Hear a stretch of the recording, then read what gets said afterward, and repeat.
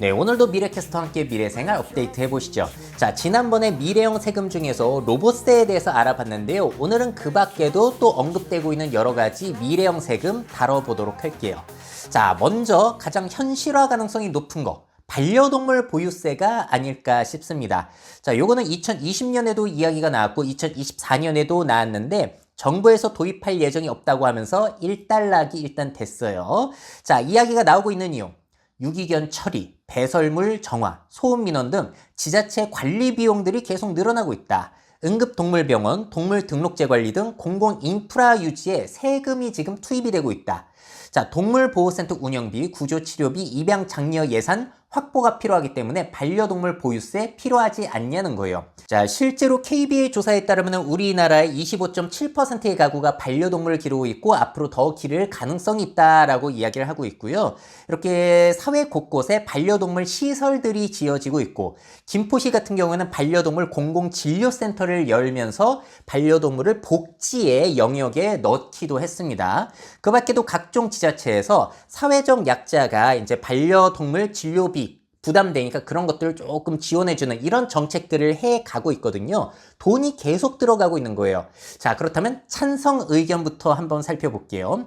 공공장소 배설물 처리, 유기동물 보호 등의 실제 예산이 소요되니까 경제적 책임을 부여함으로써 충동적 입양이나 유기 방지 효과를 기대하기 때문에 찬성한다.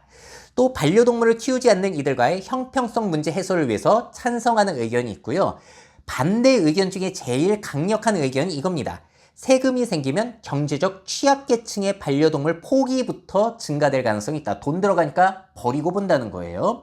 또 반려동물을 가족 구성원으로 인식하는 문화와 충돌된다는 겁니다. 아니, 아이들한테 세금 안 매기잖아요. 그런 것과 비슷하다라는 의견이 나올 수도 있고, 자, 그리고 지금 또 반려동물 등록률이 낮은 상황에서 세금 집행, 징수에 더 많은 비용이 들 가능성도 있어요. 이걸 어떻게 하나하나 다 찾아내겠습니까? 자, 그래서 이런 반대 의견도 있다. 자, 그렇다면 실제로 반려동물 보유세를 부과하는 나라가 있는가? 있습니다. 자, 독일 같은 경우 수도 베를린에서는 첫 번째 계획에 연간 120유로, 추가 계획에는 180유로를 부과하고 있어요. 18만원, 28만원 뭐 이렇게 되는 것이고 일부 지역에서는 위험한 견종에 대해서 더 높은 세금을 부과하고 있다고 합니다. 자, 오스트리아 빈에서는 첫 번째 계획에 연간 72유로를 부과하고 있고 스위스 같은 경우에는 연간 100에서 200 스위스 프랑, 이것도 16만원에서 33만원 정도라고 보시면 될 것 같아요. 자, 반면에 덴마크, 프랑스, 스웨덴, 벨기에 등은 부과를 했다가 20세기에 폐지를 하기도 했습니다. 자, 세계 각국에서 이게 논란이 되고 있는 그런 상황이에요. 자, 이거 도입하기가 쉽지 않은 이유들을 정리해 보자면은 요 개에게만 과세를 할 것이냐, 고양이에게도 할 것이냐, 앵무새, 햄스터, 파충류는 제외할 것이냐, 굉장히 이것도 복잡한 문제가 될 수 있겠고요.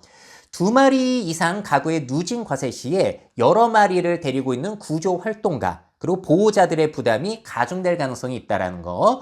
자, 그리고 세금 회피를 위해서 미등록, 은폐하는 사람들이 분명히 생겨나겠죠. 그리고 유기 증가 등 부작용 유발 가능성이 꽤나 크다. 이게 굉장히 반대하는 이유 중에 제일 큰 이유 중에 하나입니다.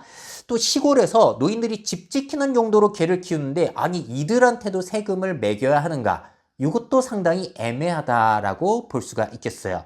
자, 그래서 반려동물 보유세에 대해서 여러분들의 의견 제가 투표를 한번 받아봤는데 제 구독자분들 같은 경우에는 약 70%의 분들이 찬성 의견을 보여주셨습니다. 하지만 말씀드린 대로 도입하기는 꽤나 해결돼야 할 문제들도 있다라는 거. 자, 다음으로 미래형 세금 중에 하나는 농업탄소세, 가축 방귀세입니다. 실제로 덴마크가 2030년부터 농업 분야의 탄소세를 세계 첫 번째로 부과하기 시작한다고 해요.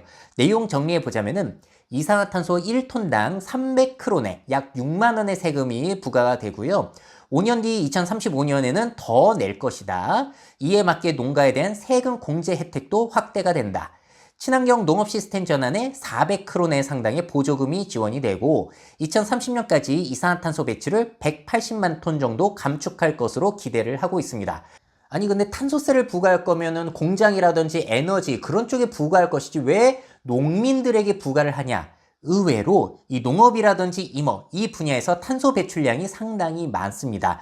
1위는 산업이고 2위가 전기 난방이지만 그와 비슷하게 이 농업 쪽에서도 22%나 배출이 되고 있거든요. 그래서 부과를 하기 시작한다라고 보시면 되겠는데, 근데 이 덴마크 같은 경우에는 낙농업 위주의 국가이기 때문에 결국에는 이 농업탄소세가 가축 방귀세가 아니냐라는 이야기가 나오고 있는 겁니다. 자, 실제로 소라든지 양 같은 경우에는 반추동물이라고 해가지고 얘네들이 트름을 하거나 방귀를 낄 때 메탄이 방출이 되는데 그건 이산화탄소보다도 몇십 배 더욱더 온실가스가 큰 것으로 알려져 있죠. 그래서 부과를 하기 시작하는 거예요. 자, 찬성 의견과 반대 의견 볼게요. 찬성. 탄소 감축은 모든 산업이 공평하게 부담해야 되는 거 아니냐. 탄소세 부과로 저감 기술을 도입하고 친환경 사료 개발 등의 혁신을 유도할 수도 있으니까 찬성한다. 무분별한 대규모 사육을 억제하고 지속 가능한 농업으로서의 전환 때문에 찬성한다는 의견이 있고요.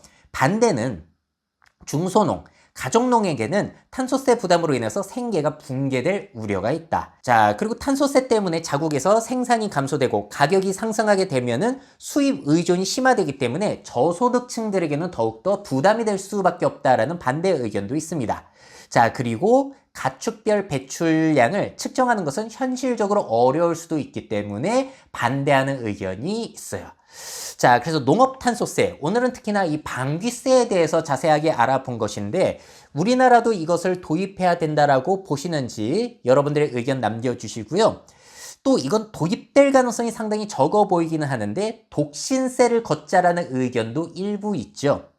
자, 왜냐면은 우리나라 설문조사를 해보게 되면 결혼 의향이 없다와 잘 모르겠다 합쳤을 때 거의 절반가량이 되고요. 그래서 출산 의향을 물어보게 되면은 의향이 없다와 잘 모르겠다 합치면 60%가 될 정도로 앞으로 애가 안 태어날 가능성이 높다. 자, 그래서 1인 가구 비율이 벌써 35% 넘어갔고 앞으로 40%가 넘어가게 되고 다른 나라는 벌써 47%를 찍은 나라도 있는데 이러면은 사회 복지 시스템이라든지 부양 부담 이런 것들이 심화되는 거 아니냐. 자, 그래서 독신세에 대해서 이야기가 나오고 있는 이유는 저출산을 해소하기 위한 정부의 가족 형성 장려책으로서 제안이 되고 있는 거고요. 1인 가구 증가로 인한 돌봄 공백, 독거노인 증가 등 사회 시스템에 부담이 되니까 독신세 매기자. 자, 기혼자에 비해서 국가의 기여는 덜 하면서 혜택은 동일하게 받는 문제가 있으니까 싱글세를 매겨야 된다는 이야기가 덜어 나오고 있는 겁니다. 자, 실제로 싱글세라는 것은 고대 로마부터 해가지고 주기적으로 부과가 됐다가 철폐됐다 했던 그런 제도예요. 실제로 독일은 간접적으로 부과를 하고 있습니다. 자, 자세한 내용 살펴보시게 되면은 2021년 노인 장기 요양 보험 제도를 개편할 때 자녀가 없이 만 23세를 넘게 되면은 세전 소득의 0.35%를 추가로 요양보험료로 부담해야 된다. 이런 제도가 생겨난 거예요. 간접적으로 싱글세를 걷는 것이죠. 하지만 이걸 이제 독일 헌법재판소에서 위헌적인 요소가 있다라고 하면서 독일에서도 논란이 되고 있는 겁니다. 자, 찬성 의견은 결혼과 출산을 촉진하기 위해서 필요하다는 의견, 자녀 양육 등 사회 기여가 적은 독신자가 동일 혜택을 받으면 곤란하기 때문에 부과해야 된다는 의견, 고령화로 늘어나는 복지 재정 확보를 위한 새로운 세수원으로서 제안이 되고 있는 건데 반대가 더 극심하죠. 결혼 여부는 개인의 자유이자 과세는 사실상 사적 선택에 대한 강제다. 자, 싱글세는 독신자에 대한 차별, 소외, 낙인을 강화할 우려가 있고 결혼하지 않아도 동거, 비출산 선택 등 다양한 가족 형태가 있기 때문에 이거 너무 구시대적인 사고방식이다라는 의견도 있는 거예요. 자, 도입하기가 쉽지가 않습니다. 정리해보자면은 결혼을 기준으로 과세를 할 거냐, 자녀 유무로 할 거냐에 따라서 이것도 복잡한 문제가 될 수 있겠고요. 비혼 동거 커플, 1인 입양, 사실혼 등은 그러면 어떻게 간주할 것이냐, 이 사람들도 싱글세에 매길 것이냐. 자, 결혼은 했지만 출산하지 않거나 형식적 결혼으로 세금 회피를 할 우려 역시도 나올 수가 있다는 거. 자, 청년층, 주거, 일자리 정책은 독신자 대상이 많은데 동시에 세금을 부과하게 한다는 것은 정책 간 충돌이 될 수 있다. 그들 지원하면서 돈 썼다가 싱글세로 또 거두면 이게 뭐냐라는 그런 의견이 있는 것이죠. 자, 그래서 독신세 도입에 대해서 여러분들 찬성하시나요? 이거는 진짜 도입하기가 쉽지 않을 것 같습니다. 자, 그 밖에도 사실 미래형 세금으로서 얘기 나오는 게 이런 것도 있어요. 데이터세. 개개인의 데이터를 기업들이 활용해서 이득을 다 가져가니까 데이터에 대한 세금을 매기자. 로봇세와 비슷한 얘기가 되겠고요. 자, 그리고 시도를 했다가 또 유예가 된 것은 뭐냐면 가상자산 과세, 뭐 코인뿐만이 아니라 NFT, 가상부동산 이런 것들에게도 앞으로는 세금을 매겨야 하지 않냐라는 것까지 앞으로 논의가 활발하게 일어나지 않을까 싶습니다. 자, 오늘 이렇게 해가지고 뭐 반려동물 보유세라든지 가축 방귀세라든지 독신세 여러 가지 이야기를 해봤는데요. 미래는 또 어떤 세금이 필요하다라고 생각하시는지 여러 가지 의견들 댓글로 부탁드리겠습니다. 미래 사회 변화를 업데이트하고 싶으신 기업 및 기관, 그 밖에 미래 트렌드 교육이 필요하신 분들은 myf21 네이버닷컴 이메일로 연락주세요.